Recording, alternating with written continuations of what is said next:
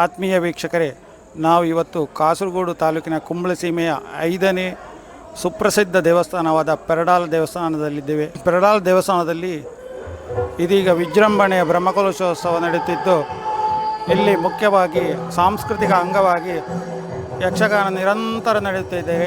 ನಮ್ಮೊಂದಿಗೆ ಇವತ್ತು ಯಕ್ಷಗಾನದ ಪ್ರಮುಖ ನೇತೃತ್ವ ವಹಿಸಿಕೊಂಡಿರುವ ಕಡಪು ಗಣೇಶಣ್ಣ ಇದ್ದಾರೆ. ಅವರನ್ನು ಇವತ್ತು ನಾವು ಮಾತಾಡಿಸ್ಲಿಕ್ಕಿದ್ದೇವೆ. ಕಡಪು ಗಣೇಶಣ್ಣ ಅಂದರೆ ಅವರು ಯಕ್ಷಗಾನದ ಒಂದು ನಿರಂತರ ಸಂಘಟಕ. ಸುಮಾರು 25 ವರ್ಷಗಳಿಂದ ಈಚೆ ಅವರು ಯಕ್ಷಗಾನದಲ್ಲಿ ಗುರುತಿಸಿಕೊಂಡವರು. ಸಂಘಟನೆ ಮತ್ತು ಇತರ ಕಾರ್ಯಗಳಲ್ಲಿ ಗುರುತಿಸಿಕೊಂಡ ಗಣೇಶಣ್ಣನನ್ನು ನಾವು ಕಡಪು ಗಣೇಶನನ್ನು ಮಾತಾಡಿಸ್ತಾ ಇದ್ದೇವೆ. ನಮಸ್ತೆ ಕಡಪು ಗಣೇಶಣ್ಣ. ನಮಸ್ತೆ. ನಮಸ್ತೆ.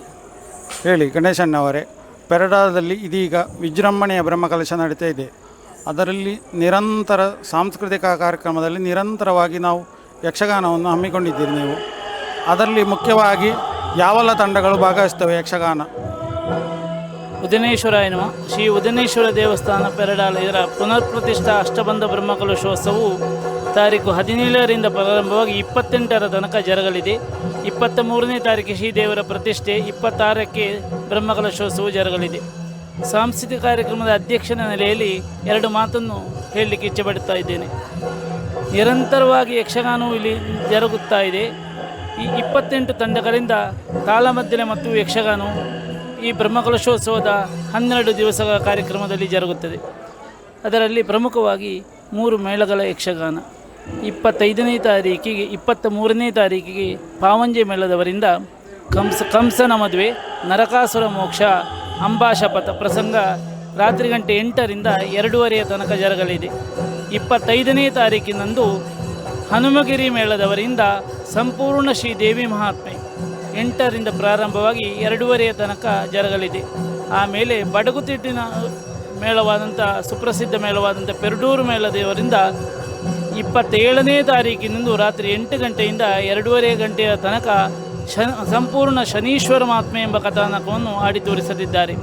ಅದಲ್ಲದೆ ಉದನೇಶ್ವರ ಯಕ್ಷಗಾನ ಕಲಾಸಂಘ ಮತ್ತು ಅತಿಥಿ ಕಲಾವಿದರ ಕೊಡುಗೆಯಿಂದ ತಾರೀಕು 20ರಂದು ಈ ದಿವಸ ರಾತ್ರಿ ಪಂಚಕಲ್ಯಾಣ ಎಂಬ ಪ್ರಸಂಗವು ಜರಗಲಿದೆ. ಅದರಲ್ಲಿ ನಾವು ಆಯ್ದುಕೊಂಡಂಥ ಕಲ್ಯಾಣಗಳು ಲಕ್ಷ್ಮೀ ಸ್ವಯಂವರ, ರುಕ್ಮಿಣಿ ಸ್ವಯಂವರ, ಸೀತಾ ಕಲ್ಯಾಣ, ಗಿರಿಜಾ ಕಲ್ಯಾಣ, ಜಾಂಬವತಿ ಕಲ್ಯಾಣ. ಸುಮಾರು 70ಕ್ಕೆ ಹತ್ರ ಮುಮ್ಮೇಳದ ಕಲಾವಿದರು, 30 ಹಿಮ್ಮೇಳದ ಕಲಾವಿದರನ್ನು ಸೇರಿ 100 ಜನ ಕಲಾವಿದರು ಇಲ್ಲಿ ಬಂದು ತಲುಪಿರುತ್ತಾರೆ. ಪ್ರಮುಖ ಮೇಳದ ಕಲಾವಿದರು ಆದಂಥ ನಿಡ್ಲೆ ಗೋವಿಂದ ಭಟ್ರು, ತಾರಾನಾಥ ಬರ್ಕಾಡಿ, ಕಿದಿಲ ಜಯರಾಮ್ ಭಟ್, ಗುಂಡಿಮಜಲು ಗೋಪಾಲ ಭಟ್ಟು, ರವಿ ಭಟ್ ನೆಲ್ಯಾಡಿ, ಹೊಸಮಲೆ ಗಣೇಶ್ ಭಟ್ಟು, ಮಹೇಶ ಕನ್ಯಾಡಿ, ಈಶ್ವರ ಪ್ರಸಾದ್ ಧರ್ಮಸ್ಥಳ, ತಲ್ಪಣಾಜಿ ವೆಂಕಟರಮಣ ಭಟ್ಟು, ಹೀಗೆ ಸುಮಾರು 100ಕ್ಕೂ ಮಿಕ್ಕಿ ಕಲಾವಿದರ ತುಂಬು ಹೃದಯದ ಈ ಚೌಕಿಯಲ್ಲಿ ಸೇರಿರುತ್ತಾರೆ. ಮುಖ್ಯವಾಗಿ ಉದನೇಶ್ವರ ಅಂದರೆ ಅವನು ಯಕ್ಷಗಾನ ಪ್ರಿಯ ಅಂತ ತುಂಬ ಜನ ಹೇಳ್ತಾರೆ. ಇಲ್ಲಿ ಉದನೇಶ್ವರ ಸನ್ನಿಧಿಯಲ್ಲಿ ಯಕ್ಷಗಾನ ಇಲ್ಲದೆ ಯಾವುದೇ ಕಾರ್ಯಕ್ರಮಗಳಿಲ್ಲ. ಧಾರ್ಮಿಕ ಕಾರ್ಯಕ್ರಮಕ್ಕೊಂದು ತಾಳಮದ್ದಲೆ ಅಥವಾ ಒಂದು ಯಕ್ಷಗಾನ ಅಥವಾ ಚಿಕ್ಕ ಮಕ್ಕಳ ಕೂಟವಾದರೂ ಇರ್ತದೆ. ಅದರ ಬಗ್ಗೆ ನಿಮ್ಮ ಅಭಿಪ್ರಾಯ ಹೇಳಿ. ಶ್ರೀ ಉದನೇಶ್ವರ ದೇವರು ನಟರಾಜನೆಂದೇ ಖ್ಯಾತಿ, ನಾಟ್ಯಪ್ರಿಯನಾಗಿದ್ದಾನೆ. ಅವನಿಗೆ ಯಕ್ಷಗಾನವೇ ಇಲ್ಲಿ ಅವನಿಗೆ ಸರ್ವಶ್ರೇಷ್ಠವಾದ ಕಲೆ. ಯಾಕೆ ಅಂದರೆ ಸುಮಾರು 20 ವರ್ಷಗಳ ತನಕ ನಿರಂತರವಾಗಿ ಧರ್ಮಸ್ಥಳ ಮೇಳದ ಆಟ ಇಲ್ಲಿ ಜರುಗಿದೆ. ಆಮೇಲೆ ಕೊರೋನಾ ಕಾಲಘಟ್ಟದಲ್ಲಿ ಕಾರಣಾಂತರಗಳಿಂದ ಅದು ನಿಂತು ಹೋಯಿತು. ನಾವು ಮತ್ತೆ ಮುಂದುವರಿಸಿಕೊಂಡು ಹೋಗಲಿಲ್ಲ. ಅದಲ್ಲದೆ ಮಳೆಗಾಲದಲ್ಲಿಯೂ 25 ವರ್ಷಗಳ ತನಕ ಮಳೆಗಾಲದಲ್ಲೂ ಯಕ್ಷಗಾನವನ್ನು 10 ಸಂಸ್ಥರಿಂದ ಸಂಘಟಿಸಲ್ಪಟ್ಟಿದೆ. ಈಗ ಪ್ರಮುಖ ಮೇಳವಾದ 10 ಸಂಸ್ಥರಿಂದಲೇ ನಾಡಿದ್ದು 2 ಕಾರ್ಯಕ್ರಮಗಳು ಜರಗಲಿರುವುದು, ಹನುಮಗಿರಿ ಮೇಳ ಮತ್ತು ಪೆರಡೂರು ಮೇಳದವರಿಂದ. ಆಮೇಲೆ ಪಾವಂಜೆ ಮೇಳದವರು ಯಕ್ಷಮಿತ್ರರು ಪೆರಡಾಲ ಎಂಬ ಮತ್ತೊಂದು ಸಂಘಟನೆಯನ್ನು ನೆರವೇರುತ್ತಾರೆ. ಯಕ್ಷಗಾನಕ್ಕೆ ನಿರಂತರವಾಗಿ ಎಲ್ಲರೂ ಸಹಾಯಹಸ್ತರಾಗಿ ಇದ್ದಾರೆ. ಯಾಕೆ ಯಕ್ಷಗಾನವೇ ನಮ್ಮ ಗಂಡು ಮೆಟ್ಟಿನ ಕಲೆ.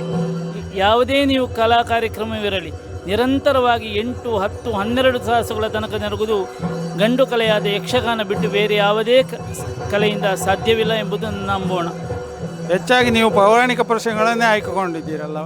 ಪೌರಾಣಿಕ ಪ್ರಸಂಗಗಳಿಗೆ ಆದ್ಯತೆ. ತುರು ಪ್ರಸಂಗದಲ್ಲಿ ಎಷ್ಟಾದರೂ ಕಾಲ್ಪನಿಕವಲ್ಲವೇ? ಆದ ಕಾರಣ ಪೌರಾಣಿಕ ಪ್ರಸಂಗದಲ್ಲಿ ಎಷ್ಟೆಷ್ಟೋ ಪುರಾಣದಲ್ಲಿರುವ ಕಥೆಗಳನ್ನು ಈಗಲೂ ಜನ ನೋಡದವರಿದ್ದಾರೆ. ಅಂಥ ಹೊಸ ಹೊಸ ಪ್ರಸಂಗವನ್ನು ನಾವು ಆಯ್ದುಕೊಂಡಿರುತ್ತೇವೆ. ಕಳೆದ ವರ್ಷ ನಾವು ಇಲ್ಲಿ ಹನುಮಗಿರಿ ಮೇಳದವರಿಂದ ದ್ರೌಪದಿ ಸ್ವಯಂವರ, ಸೈಂಧವ ವಧೆ, ಶ್ರೀನಿವಾಸ ಕಲ್ಯಾಣ ತುಂಬ ರಂಗದಿಂದ ತುಂಬಿದಂತಹ ಸಭೆ ಇತ್ತು. ಆ ಯಕ್ಷಗಾನ ಅಷ್ಟು ಅಚ್ಚುಕಟ್ಟಾಗಿ ನೆರವೇರಿತ್ತು.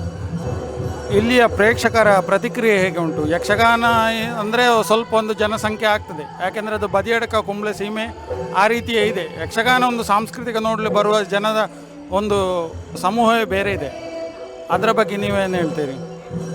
ಯಕ್ಷಗಾನಕ್ಕೆ ಪೆರಡಾಲದಲ್ಲಿ ತುಂಬ ಹೃದಯದ ಪ್ರೇಕ್ಷಕರಿಂದ ತುಂಬ ಹೃದಯದ ಸಪೋರ್ಟ್ ನಮಗೆ ಸಿಗ್ತಾ ಇದೆ. ಯಾಕೆಂದರೆ 2,500 ಪ್ರೇಕ್ಷಕರು ತುಂಬಿದಂಥ 10 ವರ್ಷಗಳ ಮೊದಲಿನ ಕಾಲಘಟ್ಟವಿತ್ತು. ಆದರೆ ಇತ್ತೀಚೆಗೆ ಬಂದಂಥ ಯೂಟ್ಯೂಬಿನಿಂದ ಲೈವ್ ಕೊಡುವುದರಿಂದ ಯಕ್ಷಗಾನಕ್ಕೆ ಪ್ರೇಕ್ಷಕರು ಬರುವುದಿಲ್ಲ ಎಂಬ ನಮ್ಮ ಅಂಬೋಣ. ಯೂಟ್ಯೂಬ್ ಆಗದ ನೀವು ಯಕ್ಷಗಾನಕ್ಕೆ ಮಾರಕವೇ ಅಥವಾ ಪೂರಕವೇ ಅಂದರೆ ಅದರ ಬಗ್ಗೆ ಏನು ಹೇಳ್ತೀರಿ? ಯೂಟ್ಯೂಬ್ ಯಕ್ಷಗಾನಕ್ಕೆ ಮಾರಕವಲ್ಲ, ಲೈವ್ ಕೊಡುವುದು ಮಾರಕ. 1 ವಾರ ಕಳೆದು ಕೊಟ್ಟರೆ ಅದು ಅತ್ಯುತ್ತಮ ಅಂತ ನನ್ನ ಅಭಿಪ್ರಾಯ. ಅದೇ ಅರ್ಧ ಸಂಖ್ಯೆ ಜನ ಒಂದು 10 ಗಂಟೆವರೆಗೆ ಇರ್ತಾರೆ, ಆಮೇಲೆ ಸ್ವಲ್ಪ ಲೈವಲ್ಲಿ ನೋಡುವಂಥ ಮನೆಗೆ ಹೋಗುವವರ ಸಂಖ್ಯೆ ಸಹ ಇರ್ತದಲ್ಲ. ಮನೆಗೆ ಹೋಗಿ ಆರಾಮವಾಗಿ ಕುಳಿತು ನೋಡ್ಬೋದಲ್ಲ. ಇಲ್ಲಿ ಇರುವುದನ್ನೇ ಮನೆಯಲ್ಲಿ ದೊಡ್ಡ ಸ್ಕ್ರೀನಲ್ಲಿ ನೋಡ್ಬೋದು, ಟಿ ವಿ ಪರದೆಯಲ್ಲಿ. ಅದೇ ನೀವು ಹೇಳುವುದಾಗಿ ನಿಜವಾದ ಕಲಾಗಾರನಿಗೆ ಎದುರು ಪ್ರೇಕ್ಷಕರಿದ್ದನೇ ಅವನಿಗೆ ಒಂದು ಉತ್ಸಾಹ ಬರ್ತಾರೆ ಅಂತ ಹೇಳ್ತಾರೆ. ಅದರ ಬಗ್ಗೆ ಪ್ರೇಕ್ಷಕರು ತುಂಬ ಹೃದಯದ ಸಭೆ ಇದ್ದರೆ ಕಲಾವಿದನ ಶಕ್ತಿ ಇನ್ನಷ್ಟು ಹೆಚ್ಚಾಗುತ್ತದೆ ಎಂದು ನನ್ನ ಅಭಿಪ್ರಾಯ. ಆದ ಕಾರಣ ನೀವು ಇಲ್ಲಿ ಉದನೇಶ್ವರಲ್ಲಿ ಆ ಕೊರತೆ ನಿಮಗೆ ಕಾಣುವುದಿಲ್ಲ ಅಂತ ನನ್ನ ಅಭಿಪ್ರಾಯ. ಅಲ್ಲ, ಈ ಕ್ಷೇತ್ರ ಪೆರಡಾಲದಲ್ಲಿ ಇಷ್ಟರ ತನಕ ಪ್ರೇಕ್ಷಕರ ಕೊರತೆ ಇಲ್ಲ. ಇವತ್ತು ತುಂಬ ಹೃದಯದಂಥ ಸಭೆ ಇದೆ. ಮಳೆ ಬಂದರೂ ನಾನು ಅಂದಾಜು ಮಾಡಿದ್ದು ಕೇವಲ 100 ಜನ ಇರ್ಬೋದು ಎಂದು. ಆದರೆ ಈಗ ನೋಡುವಾಗ ಒಂದು 500 ಜನ ಸಭೆಯಲ್ಲಿದ್ದಾರೆ. ಈ ಮಳೆಯ ಇಷ್ಟು ಒಂದು ಕಾಲು ಗಂಟೆ ಧಾರಾಕಾರವಾಗಿ ಸುರಿದಂಥ ಮಳೆಯಲ್ಲಿಯೂ ನಮ್ಮ ಯಕ್ಷಗಾನ ನೋಡುವುದಕ್ಕೆ 500 ಜನ ಇದ್ದಾರೆ ಅಂದರೆ ಅದು ತುಂಬಿದ ಸಭೆ ಎಂದೇ ಹೇಳಬೇಕು. ಆಯಿತು, ಧನ್ಯವಾದಗಳು ಗಣೇಶಣ್ಣ. ಈ ಪ್ರೀತಿ ನಿಮ್ಮ ಮುಂದೆಯೂ ಇರಲಿ ಅಂತ ನಾವು ಹೇಳ್ತಾ ಇದ್ದೇವೆ. ಆಮೇಲೆ ಸಾಂಸ್ಕೃತಿಕ ಸಮಿತಿಯ ಅಧ್ಯಕ್ಷನಿಂದ ಯಕ್ಷಗಾನ ಮಾತ್ರವಲ್ಲ, ನಿರಂತರವಾಗಿ ಒಂದು 28-30 ತಂಡಗಳಿಂದ ಭರತನಾಟ್ಯ ಕಾರ್ಯಕ್ರಮವಿದೆ. ಆಮೇಲೆ ಒಂದು 40 ಸಂಗೀತ ಕಾರ್ಯಕ್ರಮಗಳಿದೆ.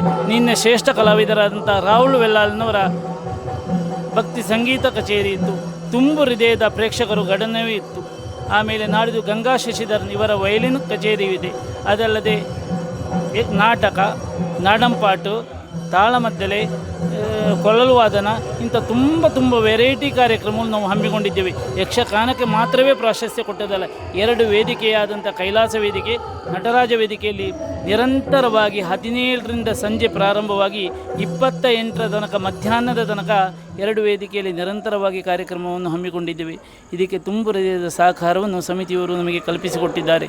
ಆದ ಕಾರಣ ಬ್ರಹ್ಮಕಲಶೋತ್ಸವದ ಎಲ್ಲ ಸಮಿತಿಯವರಿಗೂ ನಾವು ನಮ್ಮ ಸಾಂಸ್ಕೃತಿಕ ಸಮಿತಿಯಿಂದ ಆಭಾರಿಗಳಾಗಿದ್ದೇವೆ. ತುಂಬ ಧನ್ಯವಾದಗಳು ಕಡಪು ಗಣೇಶ್ ಅವರೇ. ಉದನೇಶ್ವರ ಬ್ರಹ್ಮಕಲಶ ಸಂಸ್ಕೃತಿ ಬಗ್ಗೆ ತುಂಬ ಅನಿಸಿಕೆಗಳನ್ನು ವ್ಯಕ್ತಪಡಿಸಿಗೆ ನಮ್ಮ ವತಿಯಿಂದ ನಿಮಗೆ ಅನಂತ ಧನ್ಯವಾದಗಳು.